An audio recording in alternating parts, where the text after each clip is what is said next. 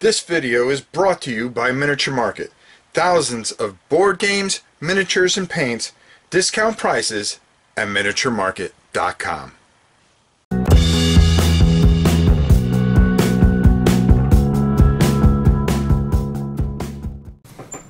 Hi everybody.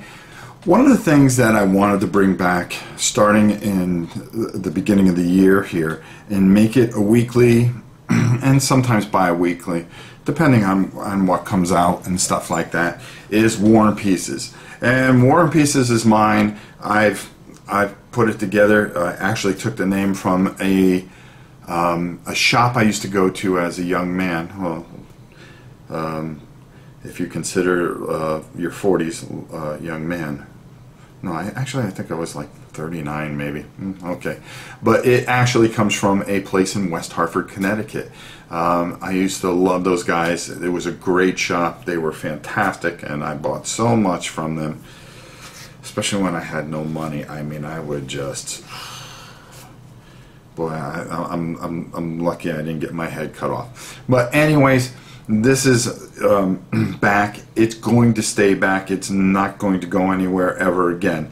I've done reviews, and I've just never taken and put the War and Pieces in front of it. But I think it's time that we just make sure that it's here each and every week. So this week, to start off a new year, we're going to do something a little different. Osprey has been coming and sending me a bunch of really fascinating books, and the reason I want to show these to you is because I'm doing a lot of painting for Bolt Action and things like that.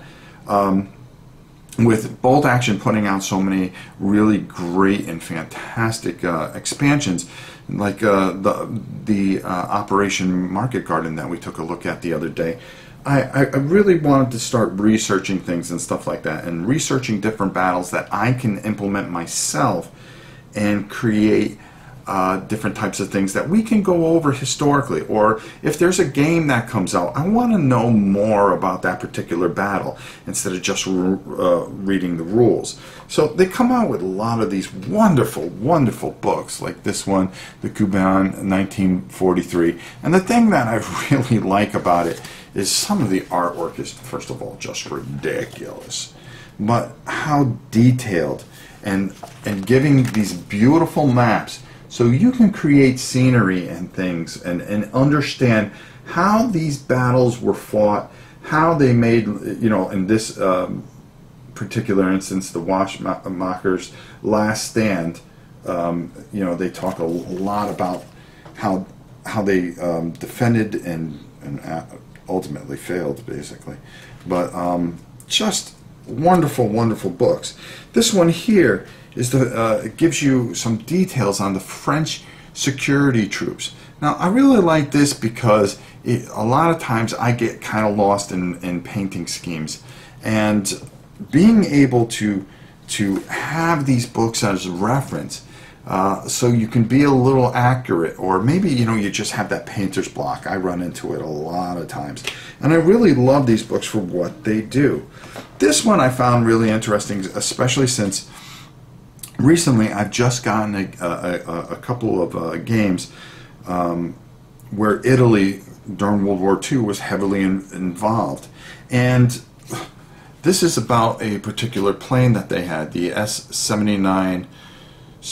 I'm not even going to try to say the word because I just butcher everything anyways, but they're bomber units, and I really love learning about the history behind all this, and how these were used in North Africa and things like that, and again, coming up with great painting schemes.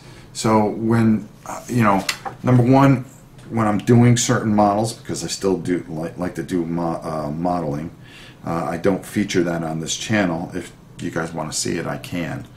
But boy, we're really crowding up this channel with a lot of stuff, from gaming to painting to hobbies to life and all that other stuff.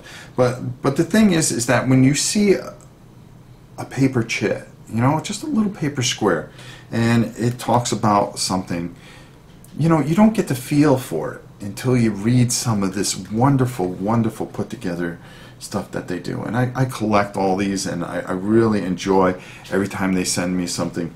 And it's really, really helps enhance. When you put that shit down, you go, I know about those planes. I've read about those planes, or I've read about that tank unit, and the things that it progressed. It adds to the game. It gives you theme behind the game, and I think that's always important to have the proper theme. So I really suggest that you check out the line from Osprey. They do a wonderful job, and I mean, this is their 50th year, so you know they're going to be putting out some masterpieces, and they are off to a great start for sure. So that's our first War and Pieces for this year. Go out and get these books. These are fantastic books. You can find them at Osprey, or sometimes Miniature Market carries a lot of these guys, so keep an eye out for them. So until next time, and there will be a next time for War and Pieces. I'm Rob Warren. We will see you soon.